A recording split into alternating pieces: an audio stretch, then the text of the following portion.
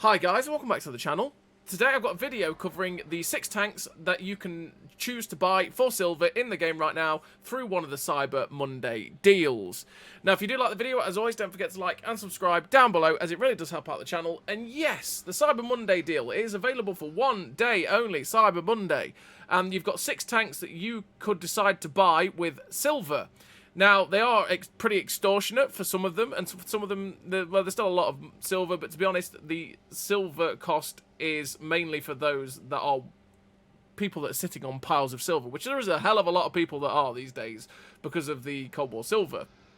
And what are the 6 tanks? It is the 121B, the 279E. Now, the 2 tier 10s, which is the 279E and the 121B, will cost you 100 million silver each if you wanted to purchase one. The Kunze Panzer and the double tap are the ones that are available for silver at tier 9, and they will set you back 75 million silver. And in Cold War, in Era 2, you've got the FV4211 and the Chieftain Hybrid 120, who are both worth 50 million silver each. So if you have that much silver lying around, you can pick up an FV4211 or the Chieftain Hybrid 120 for that 50 million, the Kunze Panzer or the double tap for 75 million, or 100 million for one of the 121B or the 279E. Obviously, if you're sitting on piles and piles of silver like myself, you could end up buying them all, and your silver stores would be depleted quite significantly, but you'd own a load of premium tanks that are usually super duper expensive from gold price for currency that you can just grind in game, right? And like I say, the silver cost is basically designed for those that have piles of silver. I like the sales. I think that the prices should probably be halved, in particular for the tier 9 and the tier 10s. I really do feel like they should be halved in terms of that cost, because it is a little bit too expensive. But I like the idea of the sales, and it's one of those things that this is the first time they've ever done this on console, so I'm really quite hoping that it'll come back in the future, maybe a bit bigger, a bit better, a bit cheaper, and there might be more tanks on sale that are premium tanks like tier 8s or other Era 3s or Era 2s or Era 1s that we might be able to pick up for silver instead of gold, which means, again, it's helpful for free-to-play players that have managed to store loads of silver, or for even people that have just decided not to spend gold anymore but still stock up loads of silver in playing Cold War and stuff like that, and they'll be able to pick up some of the other premium tanks that are lying around, right? Also, these tanks are all available for 50% off their gold price, which means they're all a lot cheaper than they are if you were to get them full price. If you were to ever decide to purchase one of these vehicles for full price, I would tell you not to, because the tier 10s and the tier 9s are extortionate costs. But at 50% off, it's not too bad. And what I'm going to do in this video is, because there will be people asking, oh, this tank's available for silver or 50% off. Which one do you think I should pick up, or what are these tanks like? Because some of these tanks I haven't covered for a while, so what I'm going to do is go through each one, cover each one in terms of the statistics, what I run in terms of the crew, and then show you a game in it so you can see how it runs in game. So we're going to start off with the 121B. So the 121B is a different version of the 121. It loses the 122mm gun for this 105mm L7C gun, which is way more accurate, has very similar DPM, obviously lower alpha, but the tank also gains a slightly better upper plate as well. It actually has better armour on the front of this vehicle, same as the turret, than the 121, but it's a little bit slower. Instead of going at 56 kilometers an hour like the 121, as you can see, this vehicle goes at 54 kilometers an hour. It goes at 21 kilometers an hour reverse speed, which is pretty good. You've got 17.85 horsepower per ton ratio with the build that I run, which is, again, pretty damn nice. It means that you do get to your top speed, which is why I run the powertrain, so you can have that extra 0.8 on your horsepower per ton ratio, and you also get that extra 2 kilometers an hour top speed. Ground resistances do not hold the tank back in terms of its top speed. You've got 316 meters of steel concealment, which is pretty good camo for a medium tank at tier 10. It's not great, but it's pretty good, just like the 121, which I covered, I think, yesterday, in fact. We've got 6.2 second reload, which is 3.7, nearly 3.8k DPM, which is really good DPM for a tier 10 medium. You've got 0.92 accuracy during rotation, with 1.8 accuracy during movement, which is without the gun stabilizer, which is good for being without the gun stabilizer, but it does mean that your gun will bloom out quite a bit.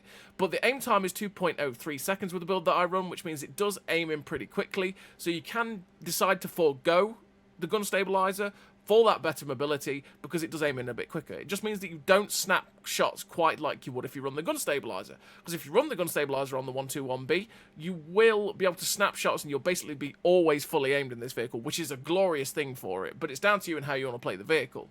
You have 7 degrees of gun depression, which is just like the 121, 5 degrees over the front and the rear, but 7 degrees over the side. So if you want to utilize the 7 degrees of gun depression in this vehicle, you have to look over the side of the vehicle.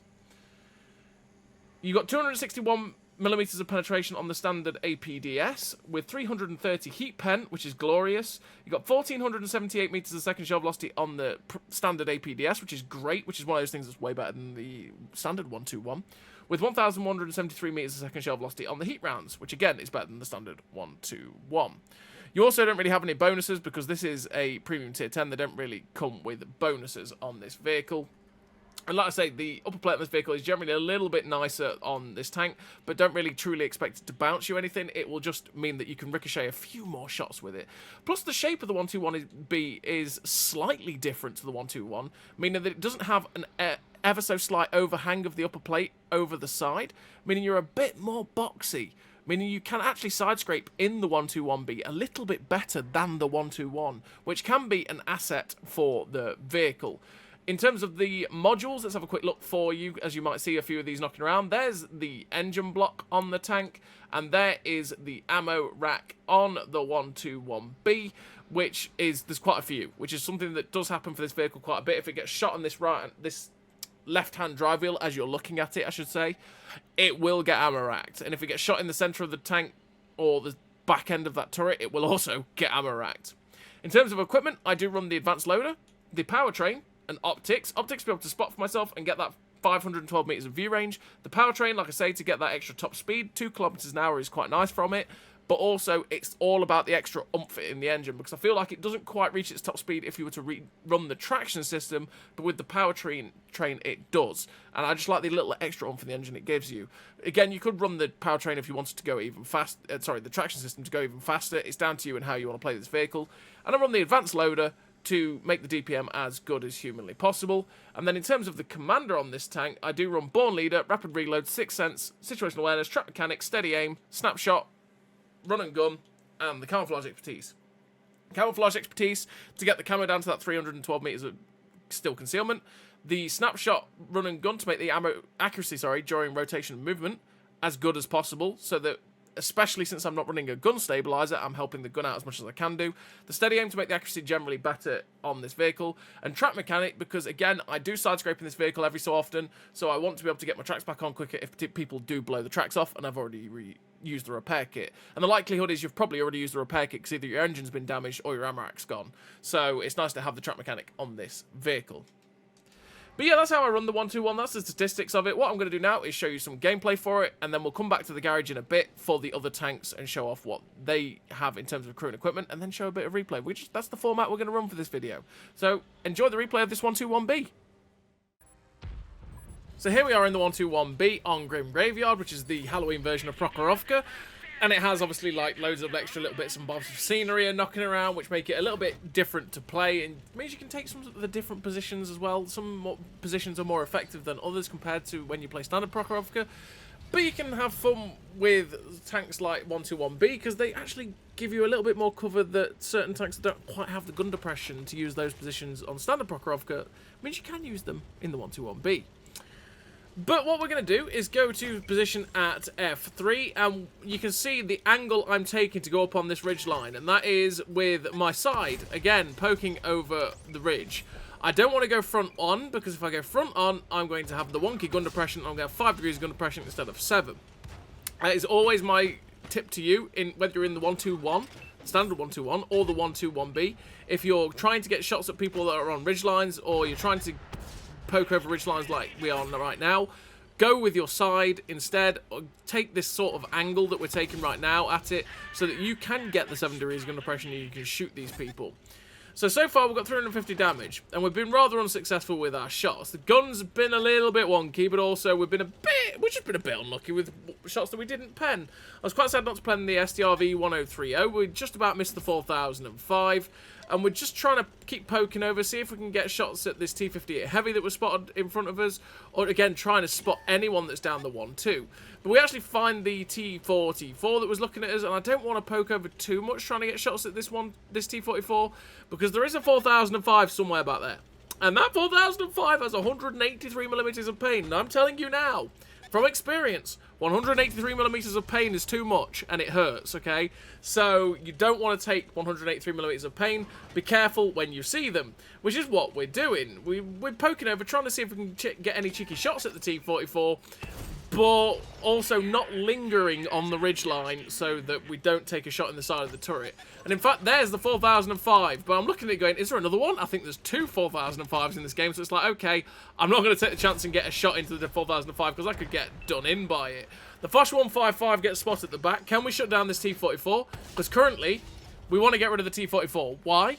He is the one spotting us. So when we're poking over, he's spotting us, which means the people at the back can shoot us.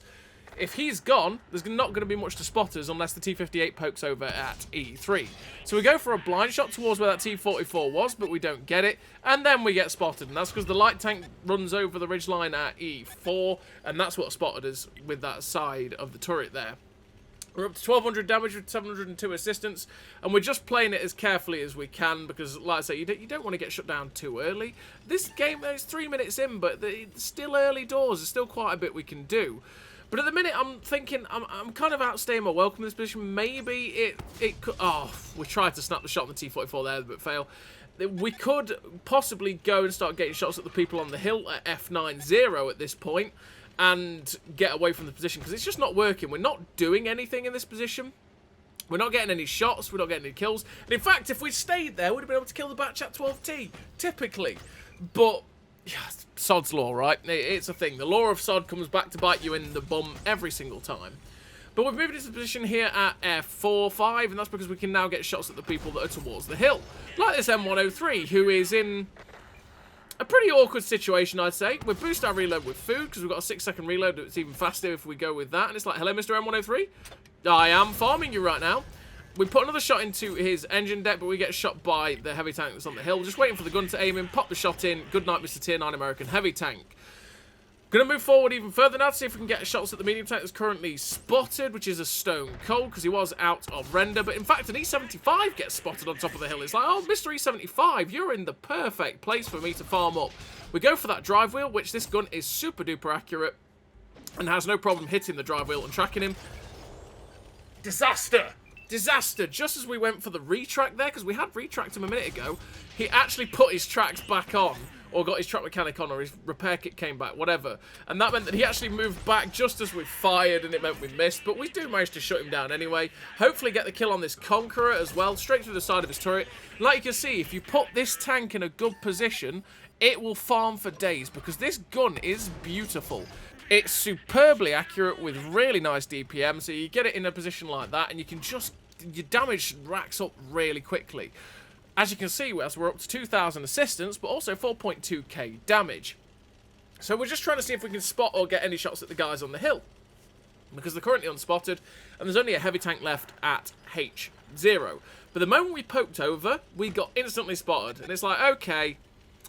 do I want to stay there? It's clearly I'm getting out spotted. I'm not going to be able to get shots or whatever is up on the hill. Maybe they'll get spotted trying to attack the heavy tank. And in fact, just as we pop a blind shot, naturally, the Stone Cold got spotted. So we're going to start putting shots into the Stone Cold. This is, again, patience. We should have a bit more patience because he's going to give us some shots. But just as we fire at him, naturally, he gets behind the wreck of a Craft Panther, or, you know, one of the scenery Craft Panthers. But then an AMX-65T joins the fray. It's like, hello, Mr. 65T. We get unlucky with the gun handling a bit, and then, oh my lord, we're having a bad time. We hit one of the wrecks of a Craft Panther again. We ricochet off the front of the turret of the Stone Cold. Oh my lord, we're having some bad RNG. But we finally get a penetration on the guy. The 65T turn... Well, he's not even looking at us. He's giving us his rear. Hopefully get a shot into him before he gets unspotted. But sadly, the heavy tank that was over there gets killed by the IS-3, meaning the 65T and the Stone Cold get unspotted. But we can actually spot the 65T over this ridgeline.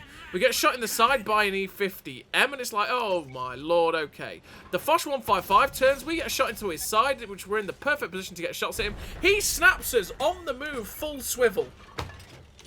RNG is not with us in this game, I'm telling you. He snapped us full swivel, on the move, downhill, straight into the tank, no problem whatsoever, because RNG. And we've realised, oh no, the Stone Cold's behind us. That Stone Cold was behind us that came from H0, and we got shut down. Bad RNG in that game. That was not a good time for the RNG, but we still had a pretty good game. We finished with a 3 kills, 6.1k damage, 2k assistance, the high caliber with the 3rd class on the loss. Pretty nice game there for the 121B, and yeah, that's the 121B. It's a fairly average medium tank at tier 10. You can have fun with it, but it's also got its downsides. So, here we are, back in the garage with the next tier 10 that you can get for 100 million silver, or 50% off on gold price, which, again, is going to be a way cheaper than normal. The 279E, a tank that I used to dislike pre 6.0 because the gun was fairly derpy. The armor always got wrecked by premium, which is something that still does happen, and it always lost its head. Armour is very weak in this tank. Post 6.0, it was buffed quite a bit. In fact, I think I've got a video covering when it got buffed. And it made the gun handling way better. Actually, 6.0 in general made the gun handling better. But the DPM got better, the gun handling got even better as well. The armor wasn't really helped, but it's one of those tanks that is an extreme troll to pen.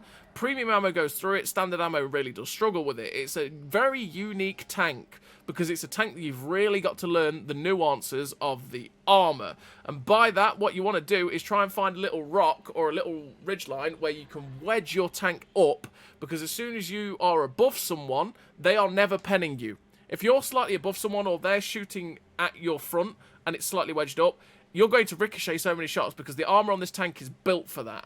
The moment you're on flat and people are starting to shoot down on you with premium, your armor really does start to fail. But it's one of those tanks that you can bounce so much and it's so good, but at the same time, all of a sudden everything starts to pen you, so it can be a bit frustrating to play at times, but it can also be pretty fun to try and get the most out of it because of using the nuances of the armor. It's one of those tanks that takes quite a bit to get the most out of, is what I'm trying to say, because you can use the DPM, you can use the gun is really nice, but the armor it's all about how you angle it, all about how you keep it wiggling, all about the positions you take to use get the best out of the armor. So, the statistics of the 279E, as you can see, is it got a 40 km/h top speed with a 13 km/h reverse speed, 850 horsepower engine, which is 14.17 horsepower per ton. It will hit that 40 km top speed, and it's fairly mobile for a heavy tank. I mean, 35 km an hour is generally an average top speed for a heavy tank. This goes above it to 40, and it's fairly mobile for it. The ground resistances do hold it back a little bit on soft at 2.3, but the other two really don't hold it back that much. You do have 2.4k hit points, which is nice to trade with. You've got no camo because it's a heavy tank. 512 meters of view range means you are very good at spotting for yourself as well. You will obviously get outspotted because you are a heavy tank with no camo by a lot of the stealthy TDs, but as soon as they fire at you, your 512 meters of view range will help you to spot them. You have 30 degrees a second hull rotation speed, which is faster than your turret rotation speed, which we're helping as much as possible, which has got 29.19 degrees a second turret rotation speed, so the turret is slower than the tracks, bear that in mind. You've got 0.34 accuracy during rotation, which is absolutely incredible. It means you might not actually have to run the snapshot, but that's something I didn't quite realise it was that good. 0.34 accuracy during rotation, which is absolutely incredible. With 1.48 accuracy during movement, with the build that I run, means that the gun bloom doesn't bloom out that much at all, meaning this tank can snap shots left, right, and centre, which is something it never used to be able to do. It's got 0.29 accuracy at 100 meters, which is fairly okay for a Soviet gun. You got 2.12 second aim time, which I say you don't really feel, because the aim circle is pretty aimed in all the time. You got 5 degrees of gun depression, which can be very limiting, but that is, again, a very Soviet problem to have that 5 degrees of gun depression, with an 8.39 second reload, which is 3.1k DPM, which is alright DPM, but it's not the best, it's also not the worst. It's just alright. You got 258mm of penetration on the standard AP rounds, with 340 heat pen, which is butchering. The 340 heat pen butchers everything. and means you don't struggle to pen anything with that, and the standard pen is good enough to go through most things as well. 940 meters a second shell velocity on the standard AP is below average, which I would say the threshold for average shell velocity is 1,000. 940 is below that. 920 is slightly lower than the AP, but you're not going to feel that difference much between the two rounds. Just know that you've got to give a good amount of lead at distance with the 279E to be able to actually hit your shots. And again, tier 10 premium, so you don't get any bonuses on this vehicle. The only tier 10 premium to have a bonus is the 249 light tank.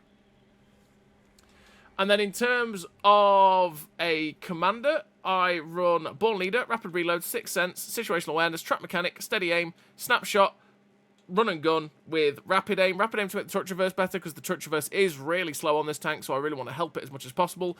All 3 gun perks to make this gun so it's as snappy as it can be. But again, because that accuracy during rotation is so good, I didn't realise it's 0.34. That is so good. You could quite easily on this tank drop Snapshot and run something like Deadeye to increase your chance of doing module damage. Clutch Braking to make the track traverse better on this vehicle, make it turn quicker, which could be quite handy because of how you have to keep your armour facing in certain ways to get the best out of it.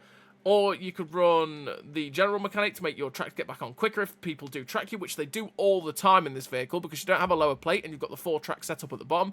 People always track you in this vehicle, so it might be nice to get the tracks back on super quickly and then repair anything else that gets broken. Or you could run the armour angling to be able to reduce the amount of damage coming into your vehicle. It's down to you and how you want to play the tank.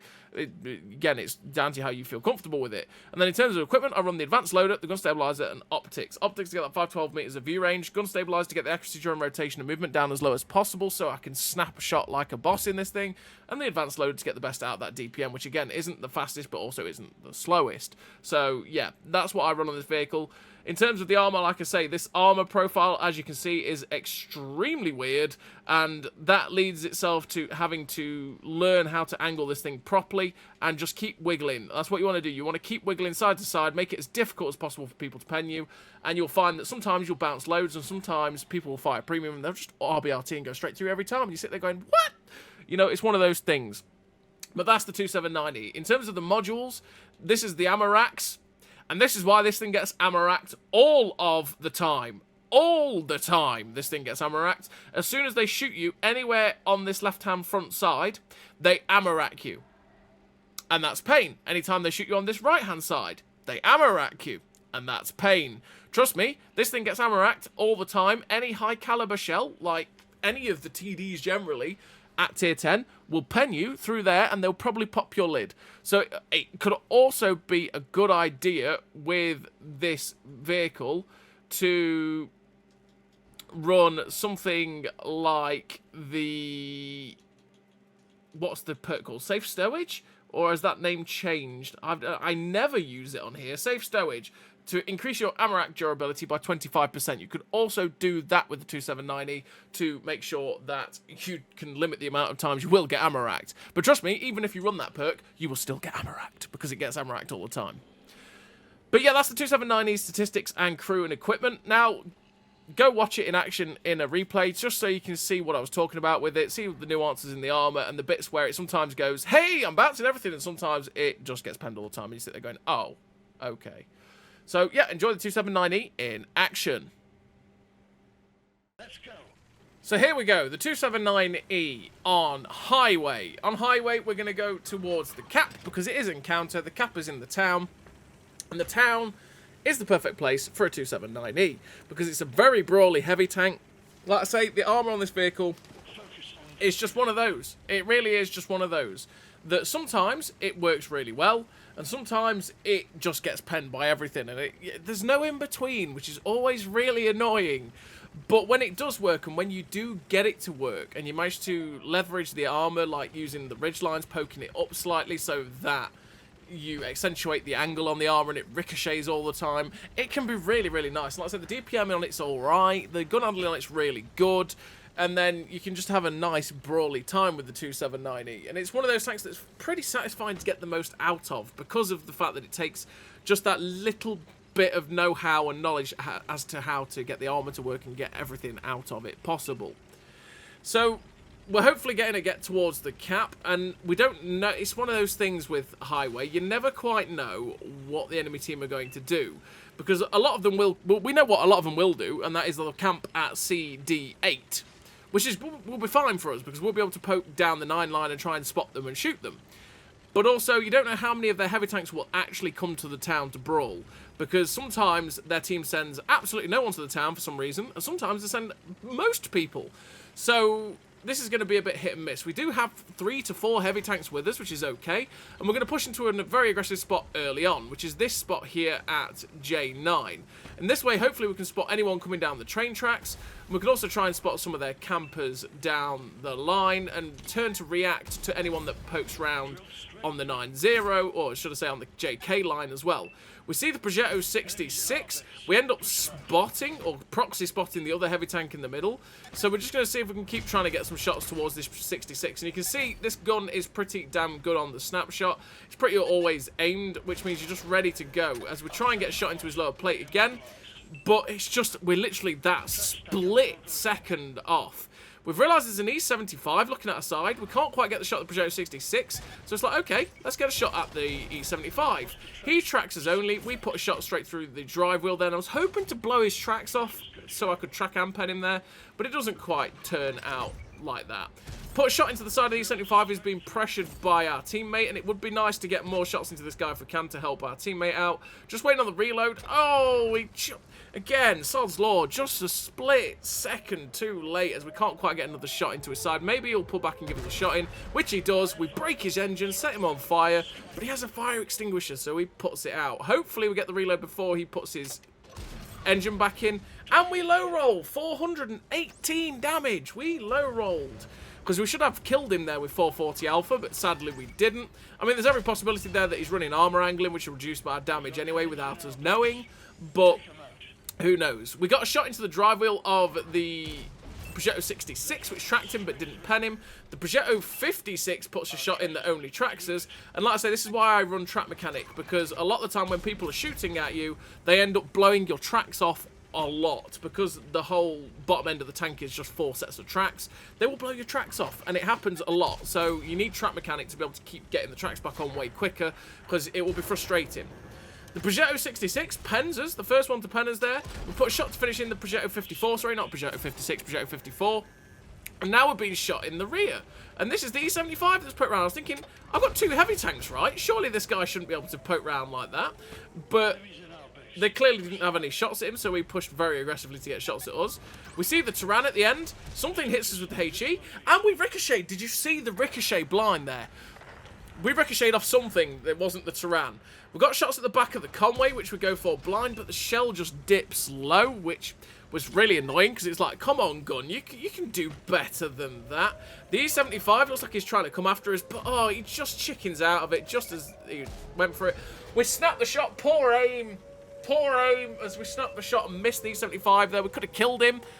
Bad, we should have taken a split second longer to aim the shot there, but it is what it is.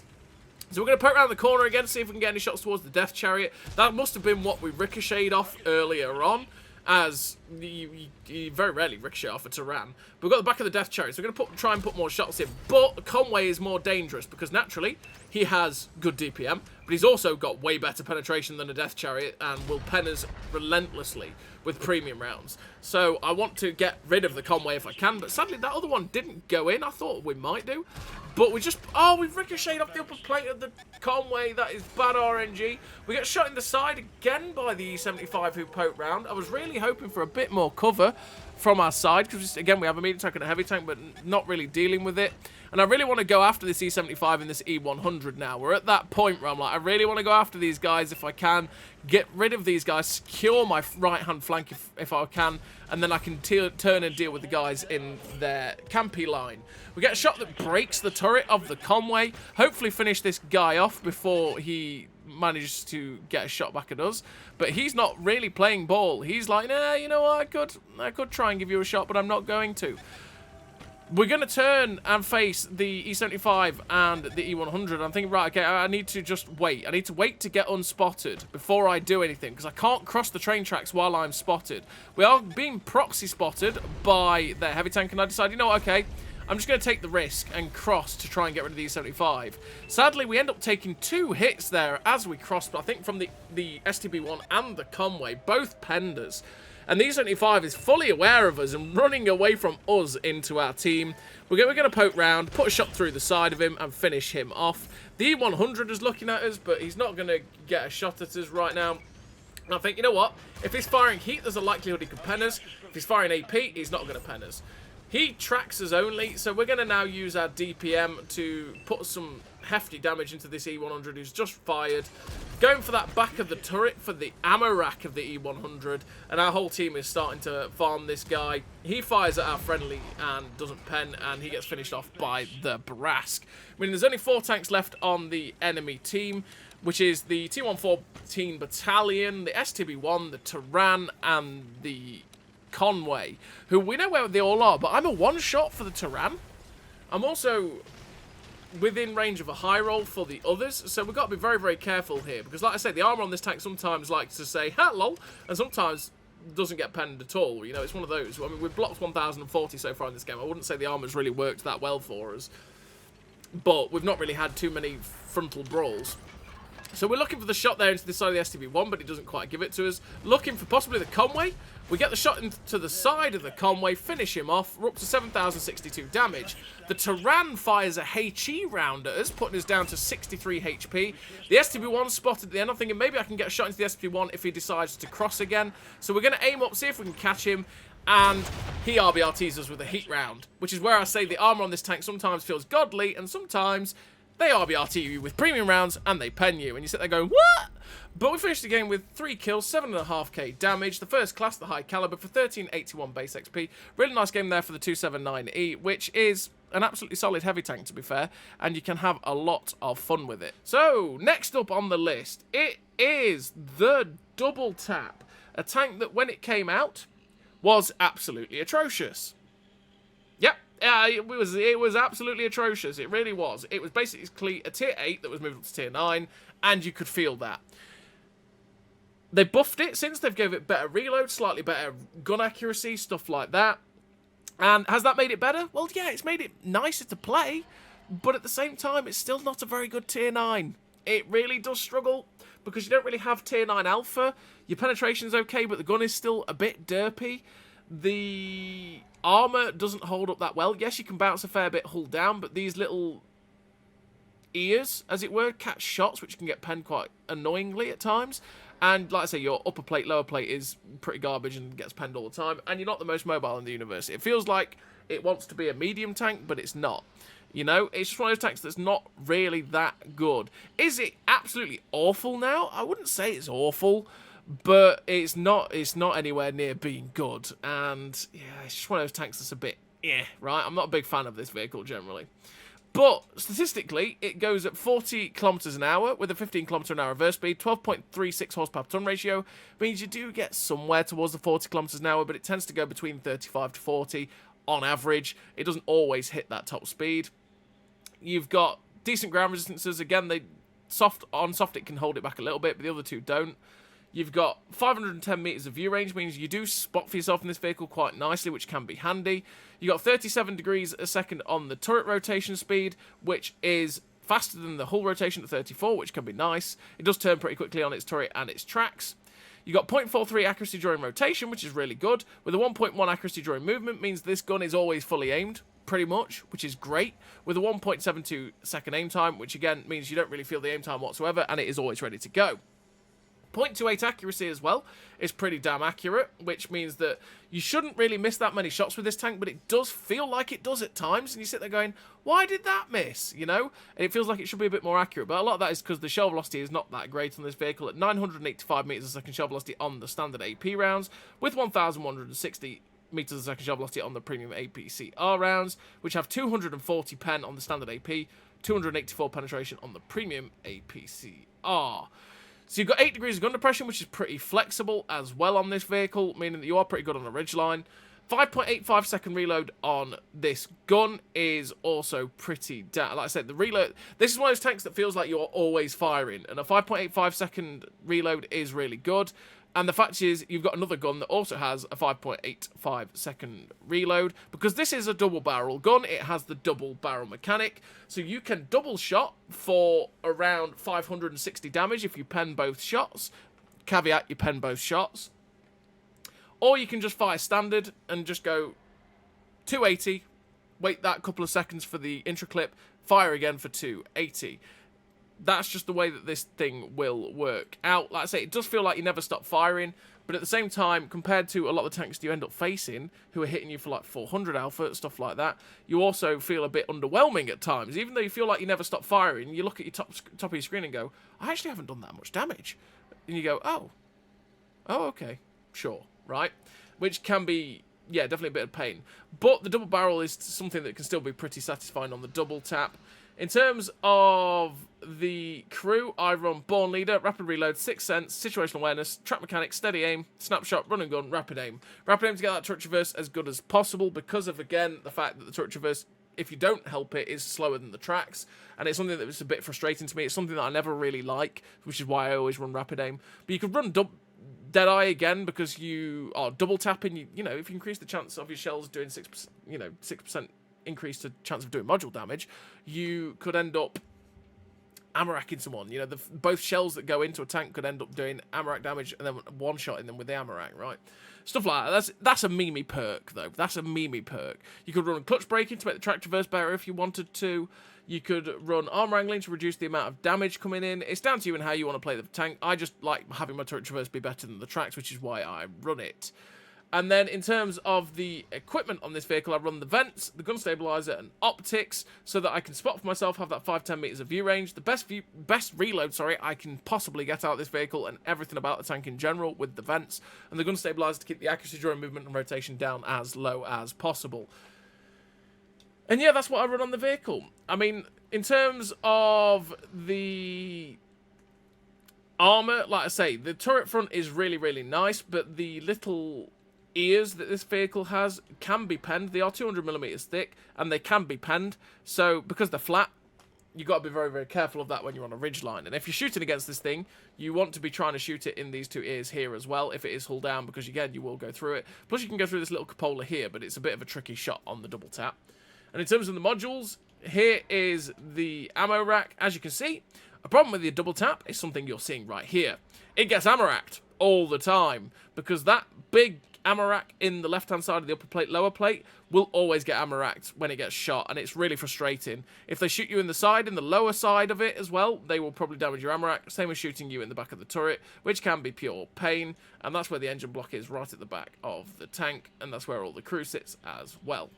But yeah, that's the double tap. If you want to go see this thing in action, go watch the replay that I'm just about to show for your faces so you can see this thing in action, see how it handles, and see what it's like when it's in a nice little position. So as always, everybody, enjoy the replay.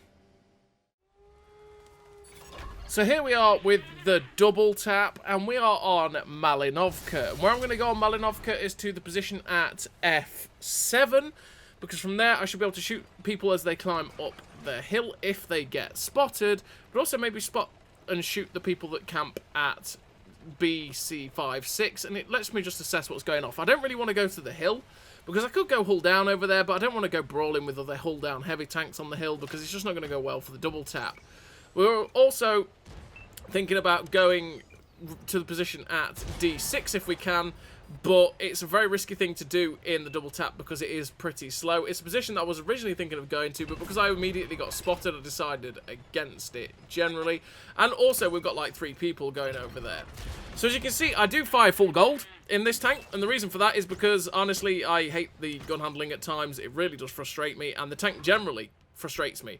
So I'm just going to load full gold and not have to deal with the penetration at 240, which can be pretty awkward, and just have 280 pen and have better shell velocity. And it feels like generally this is one of those tanks that when you're firing gold, because of the shell velocity, it generally feels way better in its gun handling, which is, yeah, just an annoying thing generally. Oh, where did those shots? One hit him and bounced, one went to the moon. Okay, gun. Whatever you say, buddy. So, I was thinking of going to the position at D6. They don't really seem to have anything at DE2. But instead of going to D6, because of how many people are here, because we've already got a heavy tank and a light tank, I think, okay, they're already taking that position. Let's change it up. let's go around this left-hand side and then try and get the tanks that will be camping at C45, and then try and shoot the guys from the hill that we can go hull down against from the positions at C45. And hopefully we might get some shots at the guys on our left as well, because in fact there is a moisture still there. And there is the T100LT. We got the double barrel in, thinking, okay, maybe go for the double barrel, but no, actually, we're going to go for the single shot. We track the T100LT. I should have really gone for the double barrel for the 560 damage, because, well, we only got one chance to actually fire at that guy. But we went for the double barrel on the Leopard, and we missed. We missed one and penned one. This gun is super frustrating. It should be super good, but that's what it does all the time. If it can miss, it will.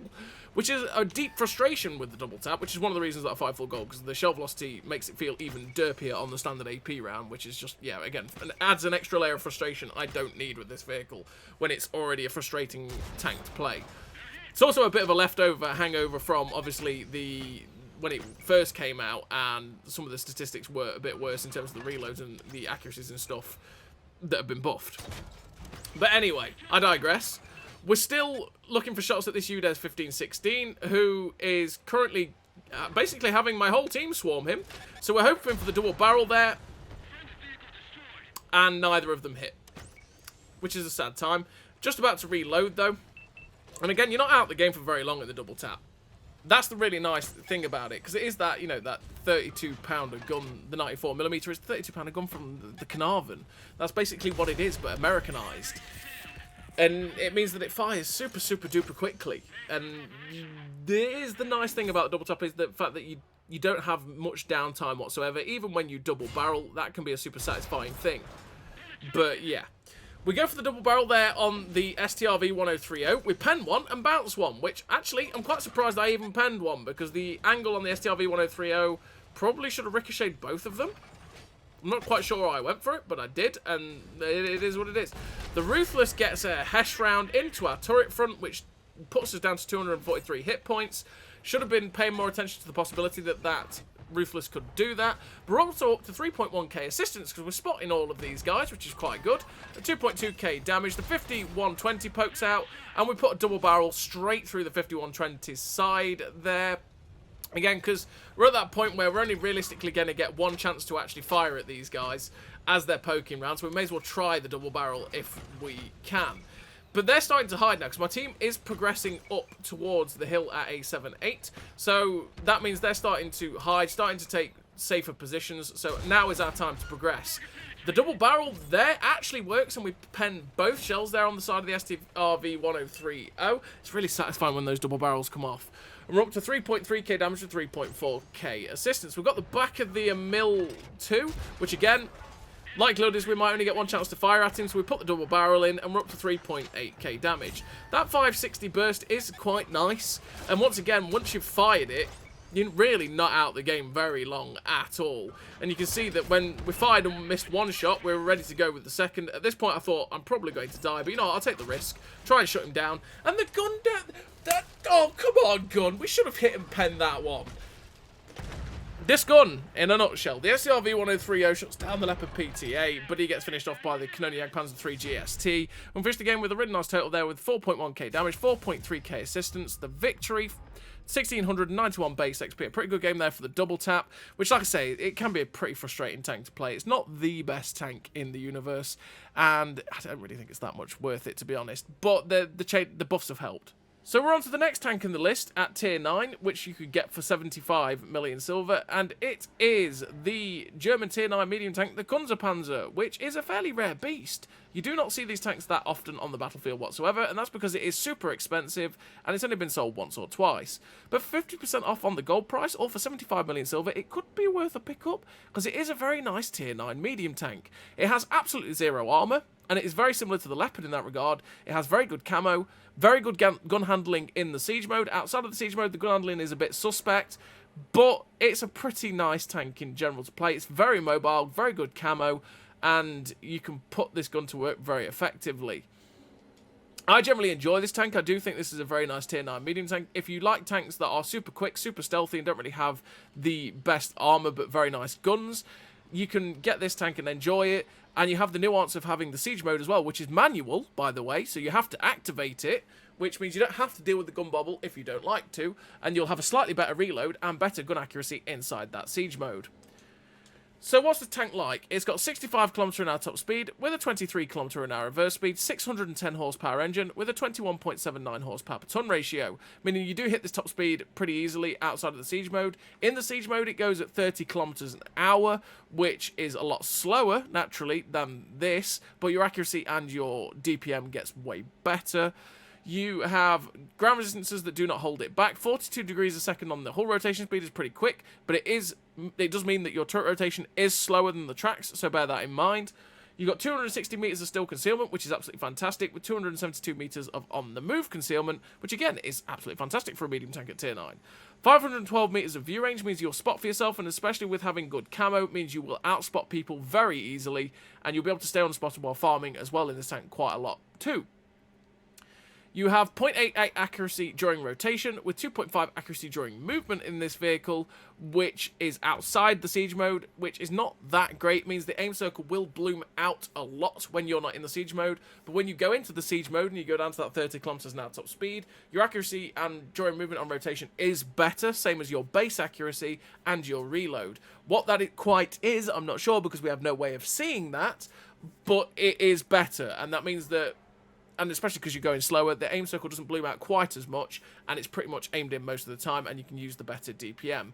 I mean, in the video, in the replay, you'll see, I think there's a moment where I change the mode and then reload. I think I had a 6.2 second reload with this tank in the siege mode while I was boosted with food, which is absolutely phenomenal. And then when I switched out of the siege mode and into the normal mode, I actually had a 6.5 second reload with the food boost as well. So you get that 0.3, 0.4 second better reload in the siege mode. Well, like I say, I can't see exactly what it gives you because it doesn't tell me in these stats. But you do have 3.2, nearly 3.3k DPM outside of the siege mode, which is fantastic, and obviously it gets way better when you're in it. You've got 0.29 accuracy, which is great, 2.12 second aim time, it aims in really quick, and again, it aims in even faster when you're in the siege mode. The gun handling generally gets way better. You've got 268mm of penetration on the standard APCR with 300mm of heat pen, which means you'll go through pretty much everything you're going to face. 300mm of heat pen might only really struggle against some of the more heavily armoured targets like Mousers or Type 5s, but you should be able to go through them with the 300 heat. You've got 1478 meters a second shell velocity on the standard APCR, which is glorious, with 1173 meters a second shell velocity on the premium heat rounds, which means your heat rounds are way slower than your APCR rounds, so bear that in mind when you're aiming this tank down range, that you need to give more lead for your heat rounds. And again, it is a tier 9 premium, so it doesn't really get any bonuses, just the same as the double tap doesn't. And then in terms of the armor, like I say, it is pure paper. They don't expect this tank to bounce. Occasionally, because of the turret and the roundedness of it, you might occasionally get a ricochet and get lucky, but never expect anything from it. And then in terms of the modules, as you can see, that's where the ammo racks sit. It does get ammo racked a fair bit if it gets shot in the front, so be careful of that. And that's where the engine block is. The whole back of the tank is an engine block, which means your engine might get damaged if you get shot anywhere in this back end, so be very, very careful of that in the Kunze Panzer. So what do I run in terms of recruiting equipment? Well, I run Born Leader, Rapid Reload, Sixth Sense, Situational Awareness, Camouflage Expertise, Silent Driving, Steady Aim, Snapshot, Run and Gun. All 3 gun perks because I'm not running the gun stabilizer, so that this gun can be as good as it humanly can be, so that I can hit all my shots and use the phenomenal DPM this thing gets. The Camouflage Expertise to make the camo as good as possible. The Silent Driving to knock the camo down while moving by 55%. As you've seen, it gets it down to only 10 and a bit more concealment meters than the still concealment is, which is pretty good. And then, well, these 5 perks you can run on every single tank in World War II. And then in terms of the equipment, I run the advanced loader, the camo net, and the optics. Camo net to have that fantastic camo this vehicle gets, the optics to have that great view range, and the advanced loader to have the fantastic DPM. Again, if you weren't that bothered about the camo, you could run the gun stabilizer instead to make the accuracy generally better on the siege mode and outside of the siege mode, and especially if you're not really a fan of using the siege mode, that might be a good idea to run so that you can get better gun handling while you're outside of it. But it's down to you and how you want to play the tank. You could also run the traction system to go at 71 kilometers an hour, which you would hit quite easily too, and you would go at 33 kilometers an hour in the siege mode, which is obviously a little bit quicker too. Down to you and how you want to play the vehicle generally. But yeah, that's the Kunze Panzer. What I'm going to do now is show you the replay for this tank again so that you can see it in action, see how it handles, and decide if it's one of those that really takes your fancy or it doesn't at all. So yeah, the Kunze Panzer, it's a tank that I do very much enjoy playing. It is very, very reminiscent of the Leopard PTA, or even the Leopard 1. You know, that sort of tank where you want to be flanking and spanking, getting snipey shots at people, and not really being the focus of people's attention, because the moment you become the focus of someone's attention, it starts to go downhill very, very quickly, because you are made of absolutely spit and Kleenex. That is what you're made of, and thus you will get torn to shreds if you start to take the attention of people to, well, start getting fired at, essentially. It's one of those tanks that's actually quite fun to learn how to play as well, because it's not as simple as obviously just taking out. I mean, you can play this thing without the siege mode quite happily, right? But you are losing some of your fighting capacity in the fact that you don't quite get that really, really good DPM when you're in the siege mode. You don't quite get all that gun depression, and also your gun handling isn't anywhere near as good as it is when you're in it. So it takes quite a bit to be able to learn where and when to use that siege mode, and when to activate it, when to just fire standard, and when to, yeah, switch into the mode like we're doing here. So as you can see, we've switched into the siege mode, and we have really got a lot slower, but look how good the gun handling is. This is without the gun stabilizer. When we were aiming through the reticle, we're just ready to go, and we snapped the shot straight through the sentry. This bush location is a good one to take, but we're not really using the bush location correctly there, because we weren't actually we weren't firing through the bush where we couldn't actually see through it. So I decided to switch back to my normal mode to see, because I was like, I can't remember how this thing does with its reload. So we switched back to the reload, 6.5 seconds, and with the food boost, you saw what it was a second ago, it was 6.2 seconds on the old reload. So we put a shot there into the into his side, because we've got some side shots here. I wasn't expecting to truly get spotted there through that concealment, but it is what it is. Hopefully we'll get the shot in to finish off the Oho. Thankfully he misses. Looking for the lower plate shot, but realistically we're not going to go through that with the APCR, so we load the 300 heat pen round to go just to be able to go through that Oho, really. Look for the shot, and sadly he just gets beyond the rock face so that we can't get any shots into him. And you can see the reload is now 6.7 seconds inside this siege mode. So that's the reload we have in the siege mode. When we're outside the siege mode, it's 7.15 seconds. So you can see there's a bit that's 0.4 off your reload. That's quite a large difference. And with how good the gun handling becomes as well, it's a really nice thing for the Kunze Panzer. And like I said, it does take a bit of figuring out. It does take a bit of getting used to get the most out of the tank. And a lot of it is down to how and where and when you use the siege mode. Now bear in mind, naturally, you do, when you are on a ridge line and you're trying to use the gun depression of this vehicle, have the gun bobble. But a lot of that comes out of the suspension, because that's the whole point. It's the hydropneumatic suspension. So the moment you look over the side of the vehicle when you're using your gun depression and you're in the siege mode, that's where you'll notice the gun will bobble, because the suspension ends up activating weirdly and moving your tank up a little bit, which means that your gun will bobble up, because that's what the suspension is doing, which is knocking the turret and the gun up. So you've got to be careful with how and where you're aiming. That is the gun handling right there, by the way, when you're in the siege mode. It is absolutely fantastic. And the gun being how it is quite satisfying when you're in this siege mode. The DPM is nice. Like I say, the mobility is good. You've got that good camo. 260 meters of steel concealment is fantastic.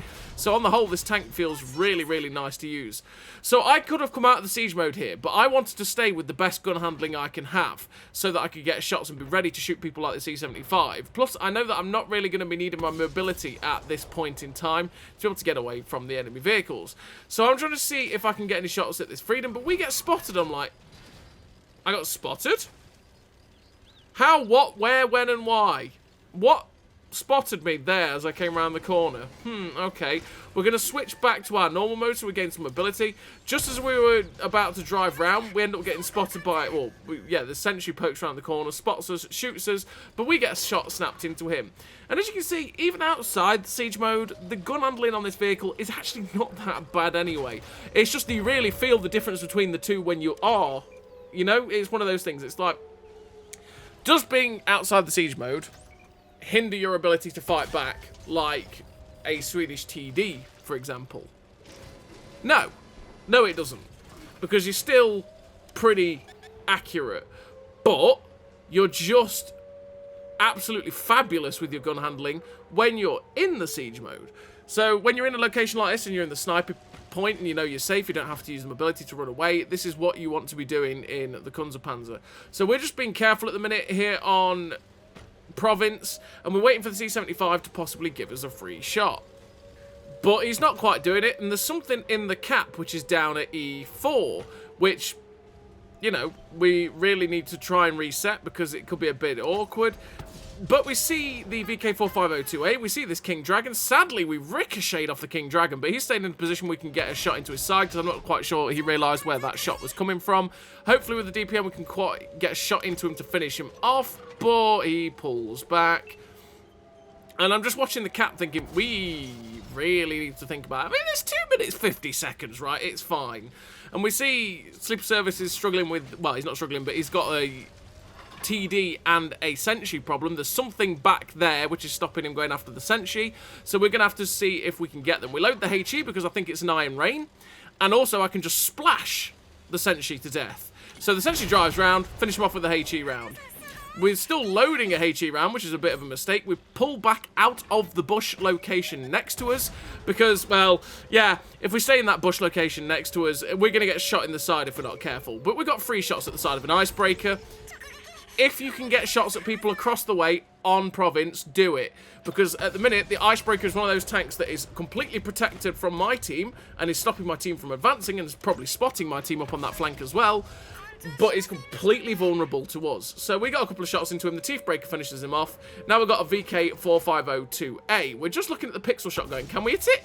No. It is a pixel shot, so if we hit that shot, fair play, gun. All right, fair play. So we'll look for the cupola shot again. We're not really seeing the pen angle. We ricochet again because we hit the right tippy top of his cupola. Now Seb's going in on the medium tank that's in the cap. Which, oh my lord, he just neo'd us. Come on, 50T.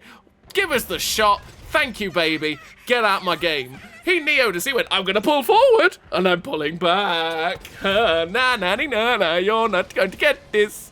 That's what that Camp Panzer 50T did to us. But we got him in the end. And then we got the VK4502A as well, picking up our 6th kill of this game. I mean, there's only one tank left. It is the Arty. Can we yoink it? Yoinkers. Yoinkers. Can we get the yoinkers?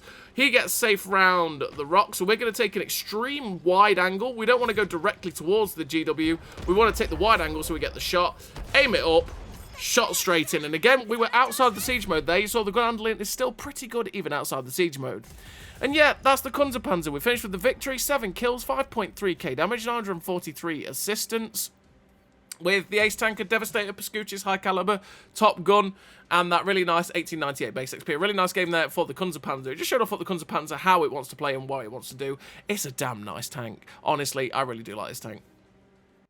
So now we're on to the Cold War section of tanks, and this is the FV4211. Everyone will know what this tank is. It was one that's been in Era 2 for a very long time. It plagued it for a long time as well.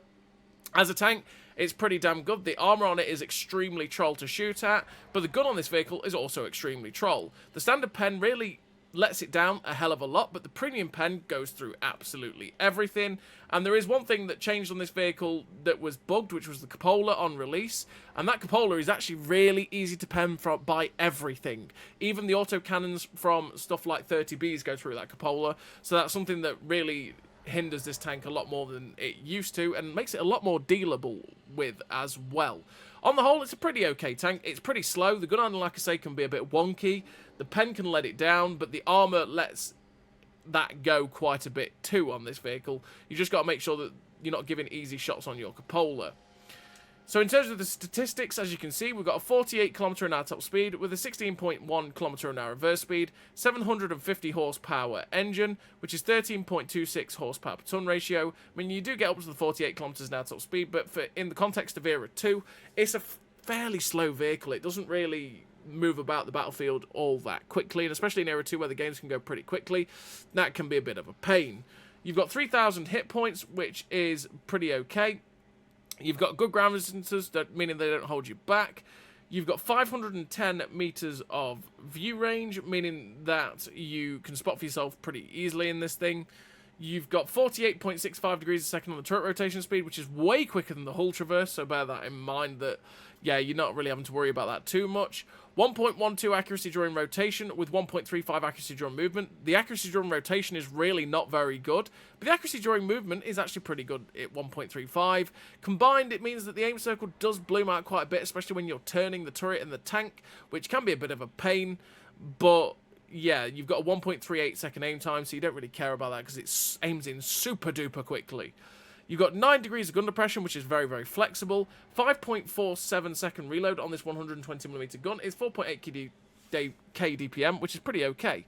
But you have 365mm of penetration on the standard APDS rounds, which is not very good in Era 2, realistically. You really struggle to pen quite a few tanks with that. But you can always just load the premium rounds, which is 483mm of pen, and that butchers absolutely everything in the Era. So the premium pen is just so much, it's 120 pen better than the standard, which is mental. So this is why you'll find that a lot of these people that drive this tank just fire full prem, because it can be so frustrating to fire the standard APDS, and then the premium APDS, or FSDS, sorry, just punctures everything. And you've got 290mm of Hesh pen as well, which is absolutely glorious, by the way. The Hesh on this vehicle can be really useful, as you do get 605 damage on that Hesh for 290 pen, which means you can pen a lot of vehicles with that Hesh.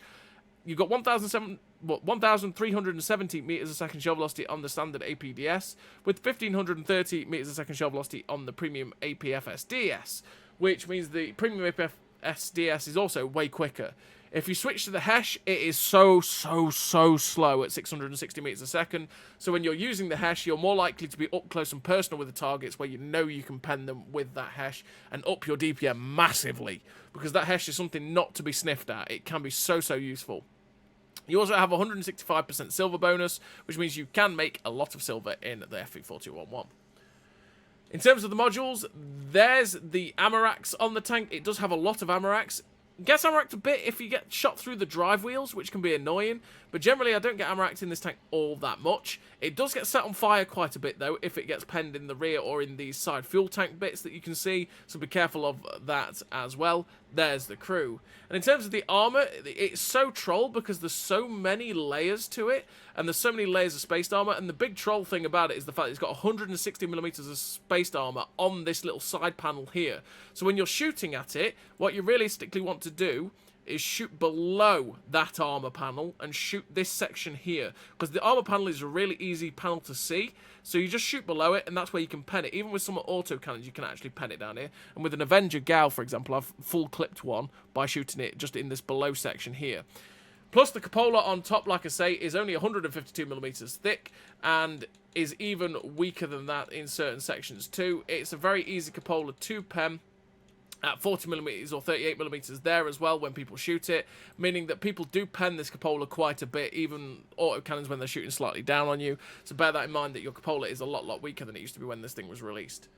But that's the FV4211. Like I say, it's still a pretty good tank. It's just that power creep is a thing, really, and a lot of penetrations, even on tanks like itself, or the Chieftain 120, for example, with 483mm of penetration, the Leopards, the MX-30s and that, don't really struggle with you all that much, because their penetrations, once you go above 460 pen, can go through this thing quite easily in a lot of different spots. And I've added to that, you've got the cupola on top, which is fairly easy to pen. So the armour is really troll, and will get you a hell of a lot of bouncers, but at the same time, it's not all that reliable a lot of the time as well, because of premium spam. So it's just something to be wary of. But yeah, the gun is really troll on this vehicle, and it really does annoy me on this tank, but it is what it is. But that's the FV4211. What I'm going to do now is show you the replay, so you can see it in action, see how it handles, and see if it's a bit of you. And it will cost you 50 million silver if you wanted to pick it up, or 50% off the gold price. Again, is pretty damn good. I did forget with the FV4211, though, to go through the equipment loadout and the commander setup. I run the advanced loader, the gun stabilizer, and the ammo swapper on the FV4211 to make the most out of the Hesh rounds, or where I need to switch to the standard or premium rounds, depending on where I need to be or what I need to shoot. The gun stabilizer to get the accuracy during rotation as low as it is, because the accuracy during rotation is poor, so I want to help that out as much as possible. And the advanced loader to get the best DPM I can out of the vehicle. And in terms of the commander skills, I run the Born Leader, the Rapid Reload, the Sixth Sense, Steady Aim, Snapshot, Rapid Aim, Clutch Braking, Track Mechanic, and Run and Gun. all 3 gun perks to make sure the gun is as good as humanly possible, because it can be a bit tragic at times if you don't help it. Rapid aim to make the turret traverse way better, and the track traverse way better with clutch braking. So again, this tank can try and feel a little bit more nimble, because it is not the most mobile in the universe, and it can feel a little bit not that nimble if you don't help it. But yeah, that's what I've run in terms of the crew and equipment on the FE4211. I did forget about it in the last little bit, but yeah, that's what I've run. So do enjoy the FE4211's replay. So here we are with the 4211 on South Coast. And what we're going to do on South Coast? South Coast? Is it South Coast? No, it's Serene Coast. And on Serene Coast, we're going to go to the position at C1. Because, well, even though the FE4211 is really not that mobile for Era 2, or in the context of Era 2, we can still get to C1 quite easily before they'll get there to get shots. There's only real tanks like the Bagel Panzers, for example, the really fast light tanks will get to that C1 before us. And, you know, we're not too worried about Bagel Panzers because our armour is pretty good against ATGMs, although they still find really awkward ways of penning you in this vehicle. So the T-80B's also got there, but again, like I say, I know I've got the armour and the capacity to block shots as I'm moving up to this position on the ridgeline. And what it does is, taking this position here at C1, we can spot the people that are trying to shoot at us, and we'll get assistance damage from the guys sitting behind us, which is quite a few. And we'll also be able to use the gun depression of the FE4211 to go hull down and get shots at them and hopefully block shots off our armour. But the problem is we're having right now is we didn't get to the position I really wanted to be in, which is on top of the ridgeline. We're actually slightly below the enemy tanks, which means they're starting to get shots at my cupola. And in fact, that guy actually penned my turret roof and not my cupola. Okay. This is where the 4211 is a lot more pain these days than it used to be, because it used to be that even if I was in this situation here, I was invulnerable, but my cupola on top naturally is a massive weak spot, so it's very easy for the enemy vehicles to penetrate. We put shots straight through the lower plate of the T-80B there, because the T-80B is, even with the penetration at 365 on the 4211, is quite easy to pen. We finish off the Magak 3 because we always want to get guns out the game. So I could shoot the Bagel Panzer, but I want to get rid of this T-80B. And good night, sweet prince, good night. We see the Bagel Panzer at the back. We get a shot into him, tracking him in place. The M60's not looking at us, so I was thinking about a Hesh round, but no, we put a shot into his rear because we just make sure of the penetration as opposed to the Hesh round possibly there. And we're in the position I want to be now. And unfortunately, this is the gun. We got shots at that guy's lower plate. But they're going low. We aim for the cupola, which we should be able to pen, and it goes high and ricochets off the top of it. Aim for the lower plate of the T-55 Enigma, hit the upper plate, bounce. Shot into the side of his turret, though. Yeah. Like I say, this gun is super frustrating for me. It's one of those, I don't really enjoy playing this tank because I feel like it's fairly slow for the era, and the gun just derps. And then my armour, as well as that, never works for me. Like, I bounce some stupid shots when I'm fighting against this tank, but when I'm fighting in it, the armour just, yeah, doesn't work. And obviously, since the bugs fixed to the cupola just gets absolutely shredded as well, which can be an easy weak point for most people to get shots into as well, which, yeah, most people aim for it these days. But I digress. We're up to 4.9k damage with 1,817 assistance, so we're having a pretty decent time. And we're going to go after the last 3 tanks live, where we know where they all are. They're all at E9, or where that heavy tank is spotted, and hopefully we'll get some more damage. But yeah, the FE4211 is still a pretty decent tank to pick up. I mean, 50 million silver. If you have the silver, it's a pretty good silver earner for it. It's a pretty good pickup in that regard. And then also, half of its gold price is also obviously a very good pickup for an Era 2 Premium, because you'll still make good money for it. And obviously stuff like Weasels, which are pain, don't really pen you that easily, unless they get your cupola, but you're penning them easier too, right? And tanks like the ATGM firers do struggle with you as well, because you've got all that spaced armour all over you. Naturally, you're not always guaranteed to block all of the ATGMs going in, but sometimes it still does. So we managed to snap a shot there into the rickety Panzer with the Hesh round. You can see the shell velocity there on the Hesh round as we fired it. But we got the kill there for our 5th, and we're looking for our top gun. I want my top gun. We aimed for the shot into the Weasel, and point blank, that one missed. That looked like that should have hit, and it just went, nah, you know what, nah, I'm just not going to do it. But we get the RBRT into the Weasel there, and finish him off for our top gun. Let's go, top gun. Finish with the victory, 6 kills, 5.9k damage, 1,800 assistance, 2.5k block, first class with the top gun. And then the 1589 base XP. A pretty decent game there for the FV4211, which is always a pretty decent pickup, especially for half-price gold or silver. And last but not least, it is the Chieftain Hybrid 120mm tank, which is, again, available for that 50 million silver, and also for that 50% off gold price, which means it's really, really cheap as well, to be fair, because it's not the most expensive Era 2 premium in the universe. It will make you a good amount of silver. It is a very good medium tank-esque playstyle, because it's an MBT. It's classified as a heavy tank, but the way it plays is a medium tank, and that's because it's super mobile. It's got an absolutely unbelievable gun. It's got amazing DPM. It's got good gun depression, which means it's got good flexibility, and you've got very good HESH rounds as well, meaning that you can dish out a lot of damage and up your DPM massively with the HESH rounds if you use it and abuse those too. This tank is very, very nice to play. The one thing it's obviously not got is armor, which is why I say it's a medium tank, not a heavy tank. Do not think this is a heavy tank whatsoever. You've got to consider it as a medium tank, and you will go and enjoy yourself with it, because it is a very, very enjoyable tank. I do really enjoy this vehicle. It is very susceptible to ATGMs, naturally, because it doesn't have any spaced armor, and it has no real armor in general. That's why I say consider it as a medium tank. Play it as that support tank. Try not to be the focus of people's attention, and just abuse how good the gun is. Because, as you can see, it has a 5.69 second reload, which is 5.6k DPM, which is fantastic in Era 2, with a 0.21 accuracy at 100 meters. Fantastic. 0.97 accuracy during movement, with 0.68 accuracy during rotation, means this gun is always aimed in. It basically never blooms out, the aim circle, which is great. 1.53 second aim time, you never feel, because it's always aimed in pretty much. And that means you can absolutely use and abuse the snapshotting capacity of this vehicle and the amazing DPM it gets. And obviously, if you boost with food, it gets even better. You've got 418mm of penetration on the standard APDS, which is great, and we'll go through most tanks you'll face. And the tanks you do struggle with, like 4211s, you can just load the 483mm of APFS DS penetration, which again will absolutely butcher everything you'll face, which is great.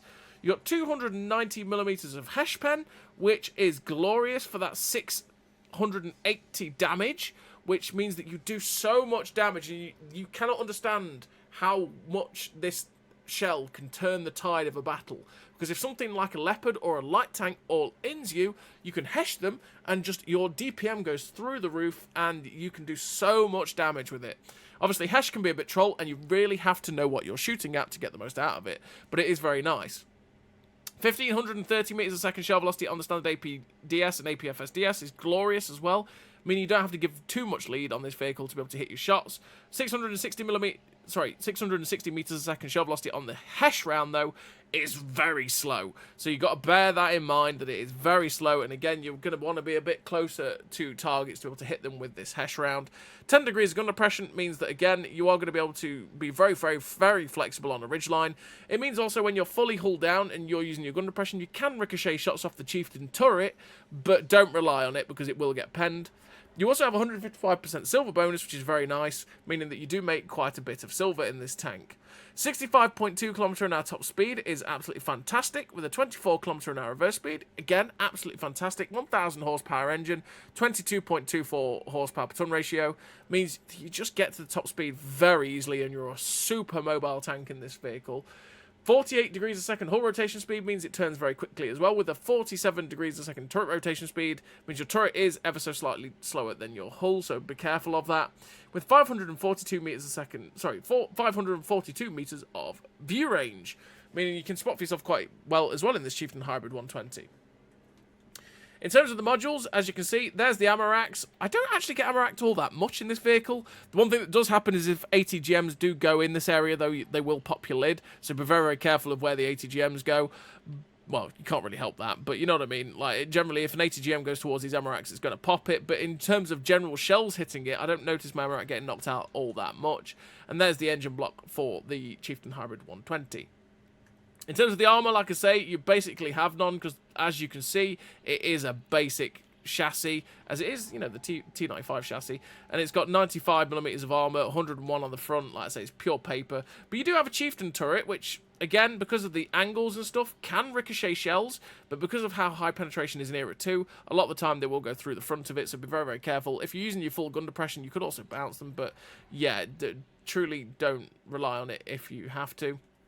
In terms of the commander, I do run Born Leader, Rapid Reload, Sixth Sense, Steady Aim, Run and Gun, Track Mechanic, Clutch Braking, Rapid Aim with Snapshot. All 3 gun perks to make this gun as good as humanly possible. Track Mechanic to get the tracks back on a bit quicker so I don't get perma-tracked. But you could quite easily switch that and run Deadeye instead to make the module damage 6% better, or you know, have 6% higher chance of doing module damage, I should say, or run Supply Conservation to get your food back quicker, or Armour Angling to reduce the amount of damage coming into your vehicle.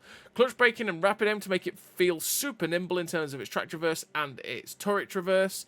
And then in terms of the equipment, I run the Advanced Loader, the Advanced Reload, and the Vents to make the accuracy better in general with the vents, but to make the most out of the DPM, and that's what we're going for. We're going for super DPM with the advanced loader and the vents, and the advanced reload to get the best out of the HESH rounds and the standard rounds. So it's basically where you feel like you can pen something with HESH, you just switch to the HESH rounds, you don't have to wait for a reload and just HESH away.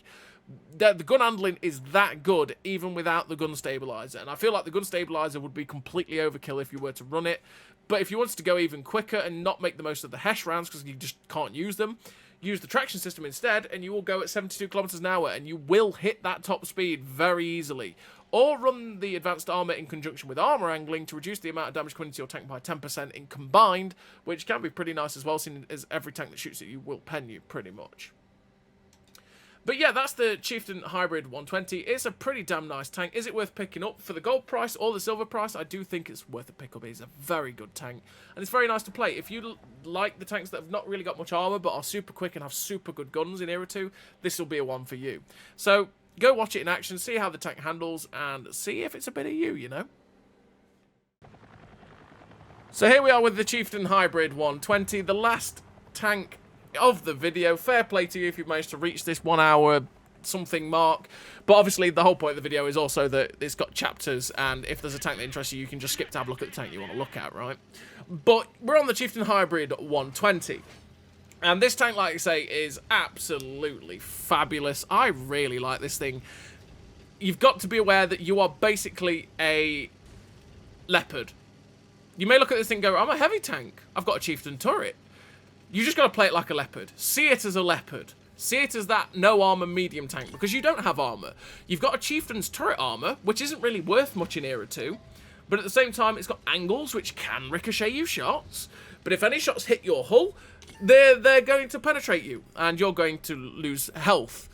But the thing is, if anything comes in on you, your gun, your DPM, is going to save you in so many situations, and especially the HESH round. Because that HESH round with that 290 pen, 680 damage is utterly beautiful. And it can just swing the tide of a battle so easily. Because your damage goes, or your DPM, sorry, goes absolutely through the roof. And it's a pretty handy thing for the Chieftain Hybrid 120. As you can see with the gun handling, full chat on the move, rotated backwards and forwards all the time, the aim circle never blooms out. The aim circle just never blooms out, and this is without a gun stabilizer. That's why the gun stabilizer is superfluous for this tank, because no matter what your gun is, with the accuracy during rotation of 0.68 and the movement of 0.97 running all the gun perks, that's as bad as it gets with the aim circle. And you got a 1.53 second aim time. So you're aimed in super quickly too. So it's absolutely beautiful. I cannot sing the gun's praises enough. It's a fantastic gun. You've got nice alpha with 530, great penetration. I was so hoping to block that guy and ram him with it for even more. Great penetration. That 5.6k DPM is absolutely phenomenal. And obviously it goes above 6k if you're firing the HESH and penning the HESH rounds. And yeah, you just got to know to try not to be too aggressive with it so that you're the focus of people's attention, because once again, it's not like the 4211. The 4211 is a true brawly heavy tank where you're getting stuck in, you're using your armor, and you're going, yeah, you can shoot me, but you can shoot me if you let me shoot you. This thing wants to be on the periphery, getting shots into people who aren't really paying attention at them, and farming away like that Leopard 2AV. Because once you get into the position to just keep the rounds firing, keep the gun blazing, oh, the damage racks up. It really does. as we get a shot there into the T-72. And yeah, I've always really just loved this thing ever since it came out. It's just one of those things that you just don't be fooled by the fact it says heavy tank, but really once you get into Era 2, heavy tanks, medium tanks, light tanks, whatever, the classifications start to become very blurred anyway. It's just an MBT. Don't look at it as a heavy tank and go, oh, it's a heavy tank, I should be able to bounce everything, because you won't. So this is where Hesh can be helpful. 677. Just waiting on the relay to put another one in. We should be able to finish him off. And realistically, we should have used the ammo swapper there to switch straight back to the APFS DS. Why? Or the APDS, whatever. Why? Because we could have killed him in one shot, and it would have actually been a waste of a Hesh round, and because we flinched it into his track, we actually didn't do any damage anyway, or didn't do enough damage to kill him, and we ended up losing a fair bit of hit points to that Avenger because we let him get round us, which was poor from us. So we're loading the Hesh round. We know the Hesh round to the rear will definitely kill it, whereas a 530 average might low roll and not kill that M103A2. So we load the Hesh round to guarantee the kill, and we finish off the M103A2. We're up to 5.7k damage with those 3 kills. And we're just going to push forward to see if we can get shots into the side. Because there's still 6 tanks left on the enemy team. There's only 3 spotted at the minute. Which means they're all along that B line. And they're all along this riverbed. So if we get into the riverbed, we should hopefully be able to get shots into the side. So we see the T-72AV, which we're going to load the premium rounds for. Because the 483mm of penetration will guaranteed go through the AV unless we get lucky. We see the side of the 421, hoping to get a shot into him to kill him. Flies true. I really wanted to kill that guy, and then I saw the Magak and tried to aim for him and ended up killing the 421 anyway. We ricochet on the AV because that was a really awkward angle that shell hit him. Looking to possibly kill the Weasel if I wanted to, but he gets unspotted. Looking for the shot in. And we aimed just a little bit too far ahead of him. Just a little bit too far ahead of him, and I really want to get rid of this guy, and we miss again. Oh, that was just poor aim, poor shots. Hopefully we'll get the kill on this T-72 though. Oh, that's triggering. That was one of those moments. Again, we fired too late. The angle was too sharp, and thus we only tracked the AV. Meaning we missed out on both the kill of the Weasel and the AV, which would have been 6 kills already. But that was just bad play. So we're going to come up on the Magak, and it's like, Mr. Magak, you're just dead, sir. 550, nice roll. I feel like the 30B is probably going to kill him. No, he doesn't. So we finish him off. 5 kills. Unfortunately for me, the Magak actually put the shot into us, and means we're slightly lower on hit points. And we didn't get the shot in to kill the Brennus as he gets shut down by the T-80. But there's only 1 tank left on enemy team. It is that pesky little Weasel that we failed to kill because we're a potato and didn't aim properly. So we're going to go chase after him because, again, I want my Top Gun. We want 6 kills. We want our Top Gun in this Chieftain Hybrid 120, which, again, like I say, for 50 million silver, if you have the 50 million silver lying about, like I say, it's a lot of silver, but there is a fair amount of people still knocking around with that much silver. If you can pick it up for the silver, that's great. For 50% off gold price, it's still a very good pickup in Era 2 as well, because you will make good silver with it. You just got to say, see it as a Leopard. Don't see it as a heavy tank where it's going to brawl, because it won't.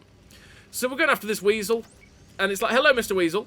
I want to finish you. I've got unfinished business, sir. He slows himself down with a little jump, and the shot that was harder to hit, we hit, because why not? We finished the game with the victory. 6 kills, 7.2k damage, the 250 assistance, the first class with the Top Gun, and the 1608 base XP. Really nice game there for the Chieftain Hybrid 120. But yeah, that's all the tanks that are available for silver and half off on gold for Cyber Monday. Hope it was really helpful for you, just looking at what the tanks like statistically and what the tanks how they play and stuff. Thank you very much for watching, and I'll see you next time.